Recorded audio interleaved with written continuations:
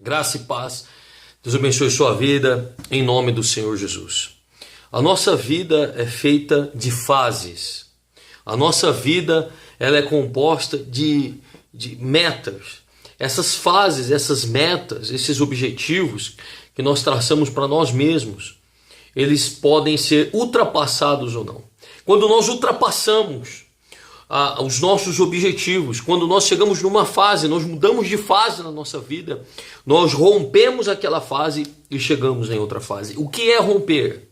Romper é quando, então, um passarinho, antes de nascer, precisa romper a casca do ovo para nascer. O que é romper? Romper é quando, então, um bebê, ao nascer, precisa romper a bolsa para nascer. O que é romper? O romper é quando então o sol vem nascendo e as luzes vêm rompendo as trevas e trazendo o dia. O que é romper? Romper é quando nós então mudamos de fase na nossa vida. Ultrapassamos os nossos limites, vencemos a nós mesmos, vencemos as nossas metas. Isso é romper. Isto é romper. O homem estava totalmente afastado de Deus, distante de Deus, dentro do seu pecado, dentro da sua própria vã maneira de viver. Mas veio Jesus, e Jesus então rompeu o pecado, venceu o pecado, aquilo que o homem não conseguia vencer, aquilo que o homem não conseguia romper, ele rompeu. Você pode ver que a nossa vida é feita de fases, como eu disse anteriormente. Existe a teoria na antropologia dos setênios, que é o quê? Que é o pulo de fase de 7 em 7 anos, do 0 ao 7, do 7 ao 14, dos 14 ao 21. Você pode perceber que se você tem 21 anos, você pensa totalmente diferente de quando você tinha 14. Se você tem 28, você pensa diferente dos que tem 21. Se você tem então 35, diferente dos que tem 28. Se você tem 50, diferente dos que tem 20. Por quê? Porque conforme você foi crescendo, conforme você foi passando de fase, você foi passando por dispensações. E essa teoria de 7 a 7 anos é o que faz nos entender que nós vamos mudando de fase na vida. Agora, a cada fase nós rompemos, a cada fase nós passamos daquele limite, transpomos aquela barreira. E o que acontece muitas vezes é que nós não transpomos algumas barreiras que deveriam ser transpostas. Existem homens com a síndrome do Peter Pan, ou seja, já tem lá seus 40 e poucos anos, mas acha que tem 20 e poucos. Mulheres com a síndrome de Cinderela, acreditando que então sempre vão ser princesas e jovens e vai vir então um príncipe num cavalo, né, num cavalo branco montado para suprir as necessidades dela. Pessoas que não passaram de fases, porque chegaram numa empresa até certo ponto, chegam na sua vida espiritual até certo ponto, no seu ministério até certo ponto, chegam então na sua família até certo ponto e não passam de lá, não transpõem de lá. Como transpor, como vencer, como romper a nossa vida, como então vencer os pecados, a muralha que nos impede de chegar do outro lado. A palavra de Deus nos diz no livro de Isaías, capítulo 10, versículo 27. E acontecerá naquele dia, uma promessa, porque o livro de Isaías foi escrito 600 anos antes de Cristo. Uma promessa. E acontecerá naquele dia que sua carga será tirada do seu ombro e o seu jugo do teu pescoço, e o jugo será despedaçado por causa da unção. Quando Isaías fala aqui da Síria, remete ao pecado, remete ao homem sendo escravizado pelo pecado. E quando ele fala naquele dia, é naquele dia que Jesus viria a primeira vez. Na verdade, nós sabemos que ele já veio. E que então, esta palavra já se cumpriu. Mas naquele dia, significa que naquele dia que a sua vida, que você entendeu. Porque existem muitos de nós que somos como lá um arquivo que está baixando da internet. Está sempre lá, download, download, download. Mas nunca chega no final. Naquele dia é quando o download completa. Naquele dia é quando a ficha cai. Naquele dia é quando você entende. Você compreende com a sua fé, com a sua inteligência, que Jesus veio para te dar vida e vida com a mudança, que Jesus veio e que pode fazer tudo ser diferente na sua vida. Então está aqui, naquele dia, ou seja, no dia de hoje, no dia que você entende, naquele dia a sua carga será tirada. Que carga? A carga do passado, a carga dos erros do passado que você leva dentro de você, a carga dos erros da sua vida que você carrega dentro de você, a culpa que você tem, a vergonha que você tem, o pecado que você não consegue se livrar, o vício, a insuficiência, sabe? Aquela estagnação que você chegou naquele limite e parou, e você vê os anos passando e a sua vida não muda, e você olha no espelho e se cobra. É dessa carga que ele veio te livrar. E o jugo do teu pescoço, o que é jugo? Jugo, não sei se você sabe, mas era um instrumento que era colocado em 2 animais, ou em um animal só, ligado a uma carroça, colocado aqui no pescoço, onde o boi ou o animal levava uma carga.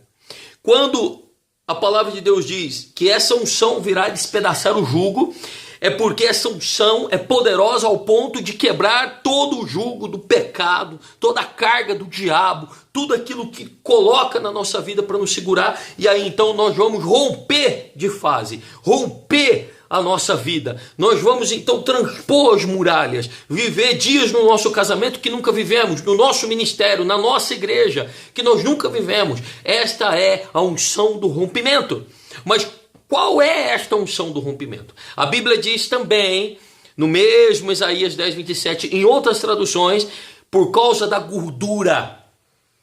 Por causa da gordura o jugo será despedaçado e a carga tirada. Mas qual gordura? Nós sabemos que o sacrifício, ele então derramava-se gordura. Por quê? Porque quando o homem pecou, Deus instituiu o sacrifício de animal, para que, de certa forma, o nosso pecado estivesse coberto, até que viesse aquele que fosse puro, santo, verdadeiro, e pagasse com inocência, como a inocência de um animal, o pecado do homem. Então, todos os animais mortos durante milhares e milhares de anos, podemos dizer assim, que era uma simbologia, um tipo de um homem puro e perfeito, que não existiu. Então Deus decidiu descer ele mesmo encarnado.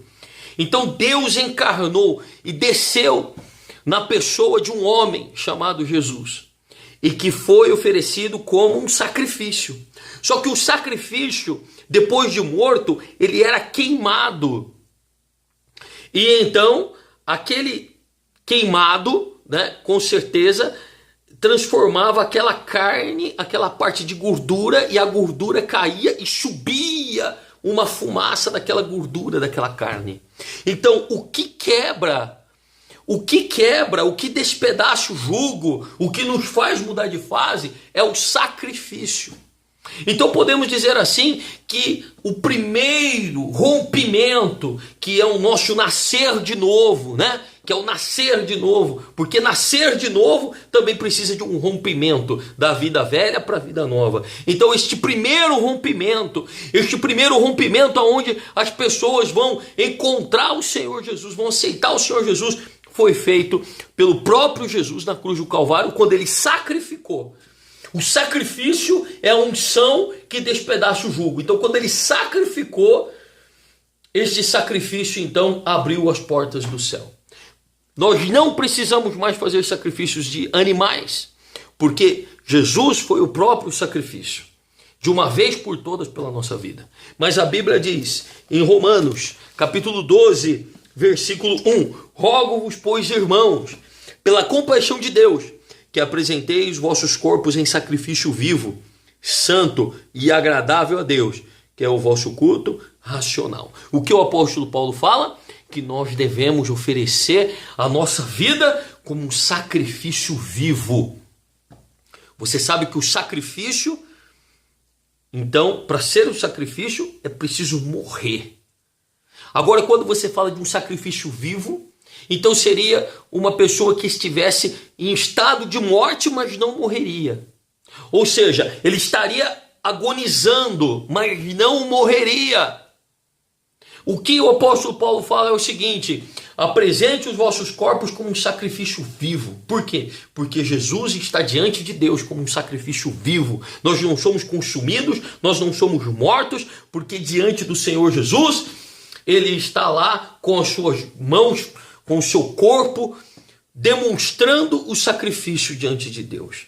constantemente. E o que o apóstolo Paulo fala? Que nós também devemos oferecer os nossos corpos como sacrifício vivo. Só que, infelizmente, as pessoas hoje não aprendem e não vivem isso.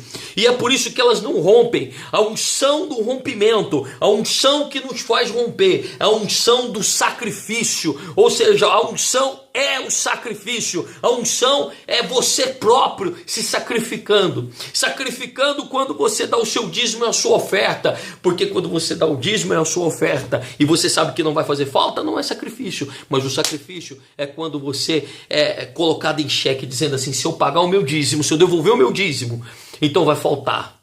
Mas você vai lá e você faz, porque é sacrifício. Você diz assim: olha, eu estou sem gasolina no carro, meu carro quebrou, está chovendo, mas mesmo assim eu vou na igreja. Isso é sacrifício, porque quando você vai de carro com o ar-condicionado ligado, não é sacrifício. Sacrifício, então, é quando a igreja faz uma campanha, igual nós estamos numa campanha de 12 dias, e você muda o seu horário de almoço, você fala para entrar diferente, porque no seu trabalho, por quê? Porque você vai fazer um sacrifício. Deus quer sacrifício.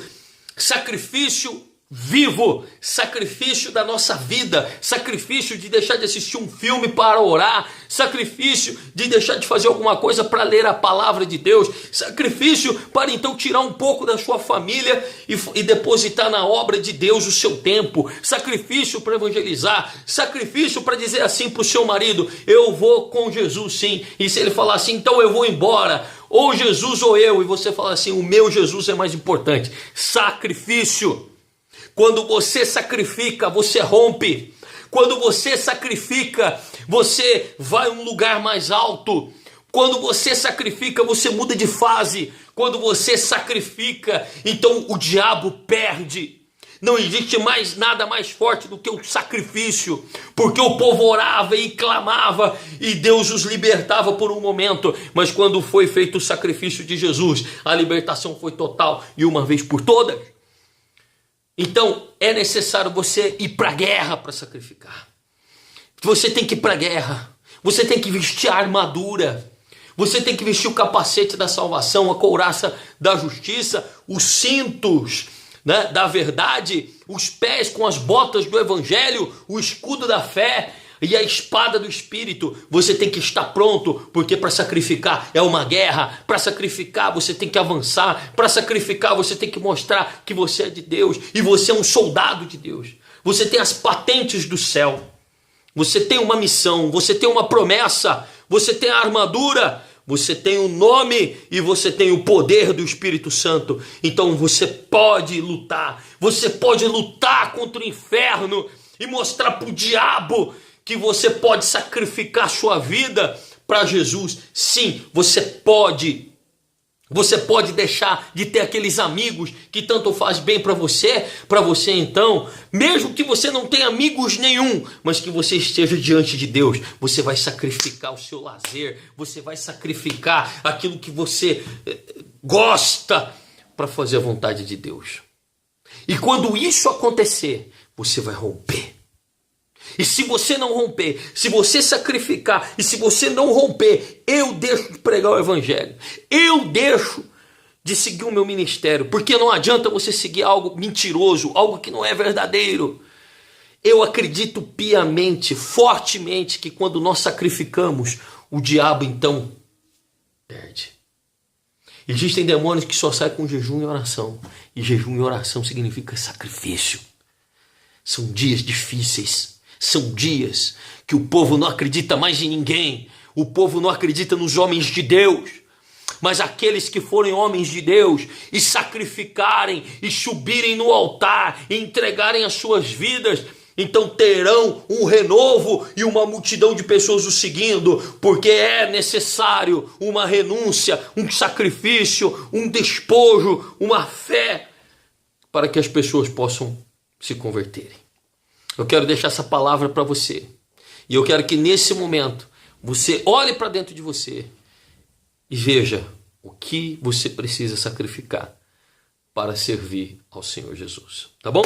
Graça e paz. Deus abençoe você. Estamos na fé. Estamos aí na corrente da fé, da oração. Vamos forte. Vamos sacrificar e vamos avançar em nome do Senhor Jesus. Deus abençoe. Tchau.